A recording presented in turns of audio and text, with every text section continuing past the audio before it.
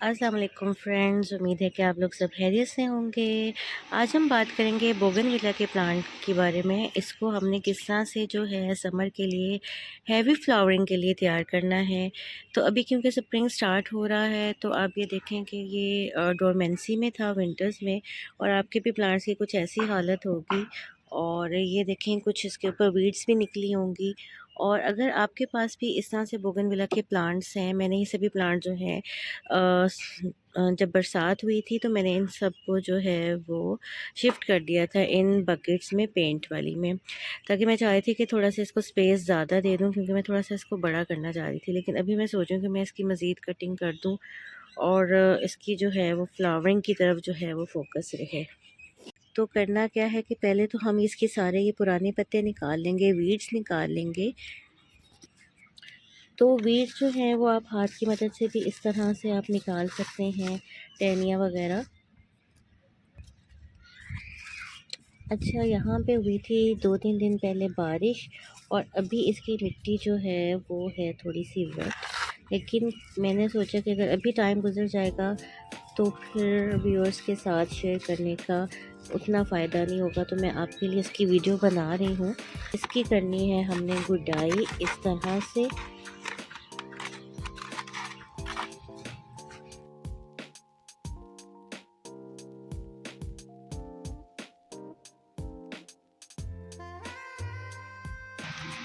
तो ये मैंने यहाँ पे सारा जो है इसकी वीड्स, पुराने पत्ते निकाल लिए हैं, और ये जाएंगे सारे पोस्ट में। अच्छा फ्रेंड्स, गुडाई का मैंने आपको बता दिया, सारे उसमें वीड्स निकाले हैं। उसके बाद आपने ये करना है कि आपने इसकी ब्रांचेस की जो है वो, अगर आपका पौधा जो है वो पुराना है तो आपने हार्ड प्रूनिंग कर लेनी। अदरवाइज़ यहाँ से जो, जैसे ये जिसके ऊपर फ्लावर्स आ चुके हैं, एक बात याद रखिएगा कि बोगनविला का प्लांट जब एक मरतबा फ्लावरिंग कर देता है तो फिर वहाँ से ये फ्लावरिंग नहीं करेगा। अब ये चीज़ जो है ना वो बेकार है बिल्कुल। और इसी तरह से ये वाला भी रखना बेकार है, क्योंकि यहाँ पे इस जो टहनियाँ हैं इसके ऊपर फ्लावरिंग हो चुकी थी। तो आप इस मौसम में जो है इसको थोड़ा सा शेप दे सकते हैं अपने बोगनविलिया को, और साथ साथ आप ये कर सकते हैं कि इसको इनकरेज कर सकते हैं कि ये लीव्स की बजाय जो है वो फ्लावरिंग दे। तो क्या इसके ऊपर फर्टिलाइज़र देना है वो मैं आपके साथ डिस्कस करूँगी। पहले हम थोड़ी सी कर लेते हैं इसकी कटिंग। और कटिंग के लिए आपने क्या करना है, अच्छे से सीज़र लेना है, जो भी कटर लेना है उसको आपने सैनिटाइज़ कर लेना है। तो मैं यहाँ से जो है इसकी, बल्कि इसकी इस जगह से थोड़ी सी तिरछी करके इसको काटूँगी, और इसी तरह से यहाँ से इसकी टिप से जो है यहाँ से इस तरह से मैंने काट दिया।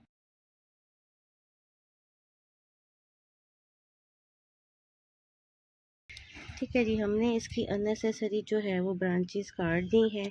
अब हमने इसको करना है फर्टिलाइज़। तो फर्टिलाइज़ के साथ आप वीडियो देखते रहें, मैं आपको सारी डिटेल में बताऊंगी कि हम इसको क्या क्या चीज़ें जो है वो फर्टिलाइज़र के तौर पर देंगे इस मौसम में। अच्छा, तो मैं इसकी दोबारा से गुडाई कर रही हूँ, और दोबारा से मीन्स कि मैं इसकी गुडाई कर रही हूँ।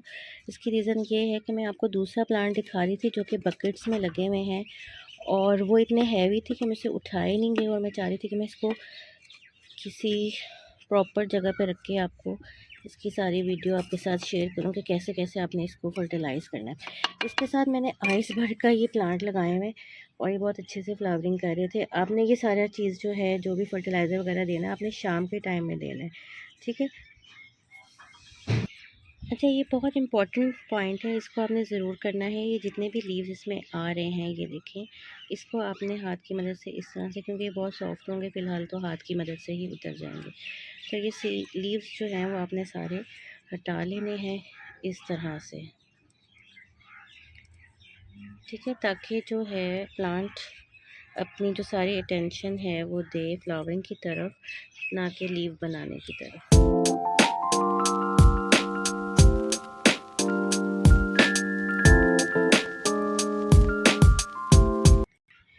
फर्टिलाइज़र में आपने क्या क्या यूज़ करना है, मैंने यहाँ पे मिक्स करके रखा होता है सिनेमम पाउडर यानी कि दालचीनी का पाउडर, और साथ साथ मैंने इसमें डाली होती है जी हल्दी।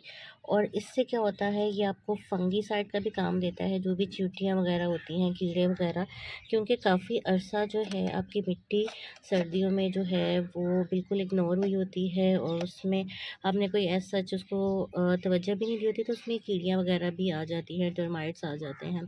तो ये काम करेगा उसके लिए। और साथ साथ मैंने थोड़ा सा लिया हुआ है यहाँ पे फंगीसाइड, दूसरे वाला भी, आपके पास ये नहीं है तो ये यूज़ कर सकते हैं। मैं इन दोनों को थोड़ा सा मिक्स करके यूज़ कर लूँगी। थोड़ा सा मैं ये डाल लूँगी।